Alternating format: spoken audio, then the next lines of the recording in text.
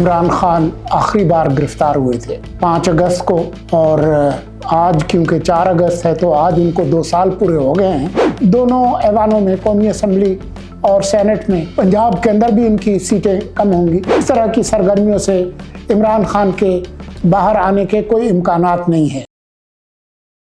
आज से 2 साल पहले इमरान खान आखिरी बार गिरफ्तार हुए थे 5 अगस्त को, और आज क्योंकि 4 अगस्त है तो आज उनको 2 साल पूरे हो गए हैं। कल वो तीसरे साल में दाखिल होंगे। उनकी रिहाई के लिए कानूनी तौर पर तो कोई ख़ास पेशरफ्त नहीं हुई, क्योंकि उनको एक मुकदमे में तो सज़ा हो चुकी है जो 190 मिलियन पाउंड का है, लेकिन जो 9 मई का जो केस है वो अभी चलना बाकी है, और उसका जो फैसला है वो भी उसी तरह से सख्त होगा जैसा कि हाल ही में पीटीआई के जो बाकी अरकान हैं उनके हवाले से फैसले आए हैं। ये जो भी अभी तक जो मालूम जो शहादतें हैं और जो मालूमात है उसकी रोशनी में हम कह सकते हैं कि वो खासा सख्त एक फ़ैसला होगा। लेकिन उनकी रिहाई के हवाले से मुख्तलिफ जो तरीक़ाकार पीटीआई ने अपनाए हैं, जिनमें आपके इल्म में है कि ख़ुद 9 मई को जो कुछ किया गया 2023 में, वो ख़ुद और उसके अलावा जो मुतअद्दिद जो पुरतशद्दुद उन्होंने कार्रवाइयाँ और नाम निहाद लॉन्ग मार्च की हैं, तो उससे उनकी जो मुश्किलात हैं उनमें कोई कमी नहीं आई। आखिरी बार आपने देखा कि पिछले साल नवंबर में जो इस्लामाबाद में इन्होंने कार्रवाई की थी, उसका नतीजा भी आपके सामने है। लेकिन ये आपके इल्म में होगा कि सदर ट्रंप के आने से पहले कुछ उन्होंने उम्मीदें बांधी थीं और बड़े खुश थे पीटीआई वाले कि सदर ट्रंप आएंगे और इमरान को छुड़ाएंगे। लेकिन आपके इल्म में है कि वक्त गुजरने के साथ साथ ये तो हुआ है कि ट्रंप इंतज़ामिया के पाकिस्तान की हुकूमत और पाकिस्तान की इस्टेब्लिशमेंट के साथ ताल्लुकात मज़ीद मजबूत हुए हैं। इमरान खान का कोई अता पता नहीं है। अभी ये आपके इल्म में होगा कि इन्होंने काफ़ी पैसे खर्च करके लाखों डॉलर इन्होंने न्यूयॉर्क टाइम्स अखबार में एक मज़ाक़ाखेज़ किस्म का एक इश्तिहार ज़रूर दिया, लेकिन न्यूयॉर्क टाइम्स पढ़कर सदर ट्रंप फैसले नहीं करते, बल्कि न्यूयॉर्क टाइम्स उनके नापसंदीदा अखबारों में शामिल है। इस इश्तिहार ने ख़ुद न्यूयॉर्क टाइम्स की इदारती पॉलिसी के हवाले से भी बहुत सारे सवालात उठाए हैं कि क्या कोई बंदा जिसको गबन और करप्शन में सज़ा हो चुकी हो और उस पर संगीन इल्ज़ामात हों, मुल्क के अंदर जो अवामी इमलाक और फ़ौजी तनसीबात पर हमले करवाने के, तो क्या न्यूयॉर्क टाइम्स दुनिया के और किसी मुल्क के ऐसे इस तरह के लोगों के इश्तिहार छापेगा? ख़ुद यहाँ तक कि अमेरिका के अंदर बहुत सारे ऐसे लोग हैं जो सज़ाएं काट रहे हैं, क्या उनके वो इश्तिहार छापेगा? तो ख़ुद न्यूयॉर्क टाइम्स पे भी इस पर बहुत तनकीद हो रही है, लेकिन उसका कोई असर होने वाला नहीं है। असल में जो खान साहब की अपनी जो सियासत है वो मुसलसल जो है वो उनकी जो हिकमत अमलियाँ हैं वो ऐसी हैं कि जो कि उनको बिल्कुल इररिलेवेंट बना रही हैं।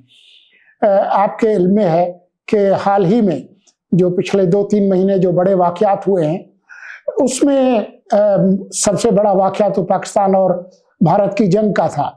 वैसे वो हर मामले पर उनके जो ट्रोल ब्रिगेड बाहर बैठी हुई है वो उनके नाम से ٹویٹ کرتی ہے، لیکن پاکستان بھارت جنگ کے بارے میں اس پورے عرصے کے دوران ان کا ٹویٹر خاموش تھا۔ جب اسرائیل نے ایران پر حملہ کیا اور بعد میں امریکہ نے کیا، اس پر بھی ان کا جو ٹویٹر اکاؤنٹ تھا وہ خاموش رہا۔ لیکن وہ جب پاکستان کے اندر پاکستان کی حکومت، اسٹیبلشمنٹ، پاکستان کے آئینی اداروں کے خلاف کوئی بات کرنی ہوتی ہے تو وہ اس کے لیے فوراً ان کا ٹویٹر اکاؤنٹ جو ہے وہ بھی سرگرم ہو جاتا ہے۔ ابھی انہوں نے ایک اعلان کیا تھا کہ جی جولائی کے مہینے میں تحریک شروع ہوگی اور 5 اگست اس کا نقطۂ عروج ہوگا۔ تو کل 5 اگست ہے، ابھی تک آپ کو ملک کے اندر کسی قسم کی تحریک اور سرگرمی کے آثار نظر نہیں آ رہے۔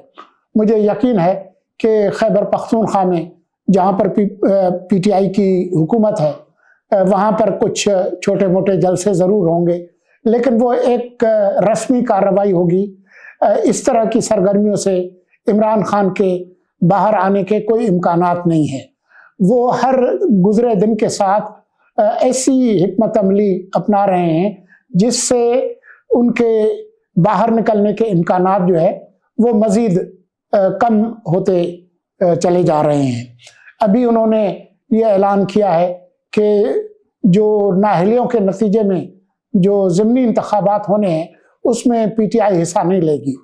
تو پہلے محفوظ جو نشستیں تھیں وہ ان کے ہاں سے گئیں، اب جو ہے وہ نااہلی کے بعد یہ سیٹیں خالی ہوں گی اور خان صاحب کہتے ہیں کہ ہم اس پہ الیکشن نہیں لڑیں گے۔ تو اس کے نتیجے میں جو صورتحال ہے وہ ایسی بن رہی ہے کہ خود دونوں ایوانوں میں، قومی اسمبلی اور سینٹ میں، پنجاب کے اندر بھی ان کی سیٹیں کم ہوں گی، لیکن قومی اسمبلی اور سینٹ جو کہ آئین کے اعتبار سے ایک سب سے بڑا ادارہ ہے، وہاں پر ان کی نشستیں اور مزید کم ہو جائیں گی۔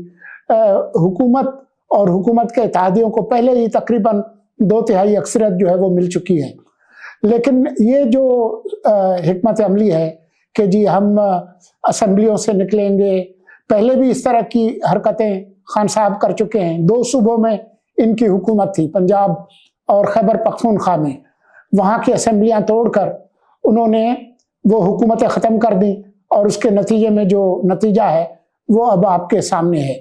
یہ ایک غیر سیاسی رویہ ہے۔ پاکستان کے اندر جو حلقے کی سیاست ہے اس میں تمام لوگ جو ہے وہ میونسپل الیکشن جو ہے وہ بھی ہاتھ سے نہیں گنواتے۔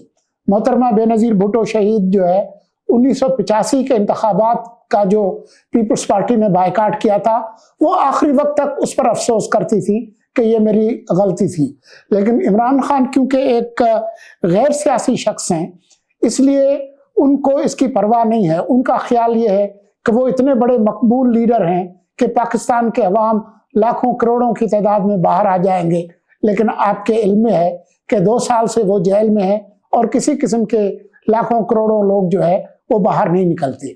عوام اپنے مسائل کے حوالے سے باہر نکلتے ہیں، عوام سنگین معاشی سیاسی بحران کے نتیجے میں باہر آتے ہیں۔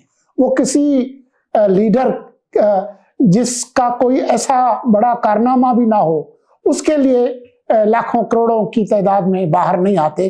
تو یہ جو ان کا غیر سیاسی رویہ ہے اس کے نتیجے میں وہ خود تو جیل میں ہیں، لیکن ایک طرح سے انہوں نے اپنی جو پارٹی ہے اس کو بھی بڑی مشکل میں ڈال دیا ہے۔